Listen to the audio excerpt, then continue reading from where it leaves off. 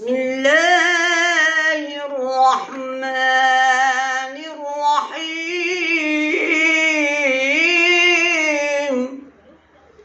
والتين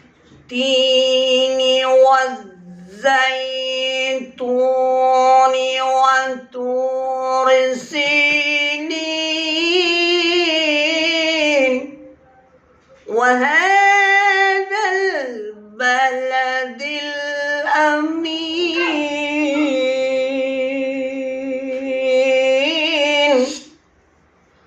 لقد خلقنا الإنسان في أحسن تقويم ثم رددناه أسفل سافلين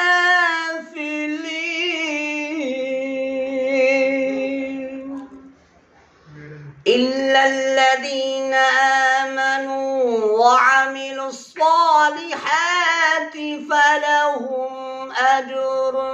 غير ممنون فما يكذبك بعد بالدين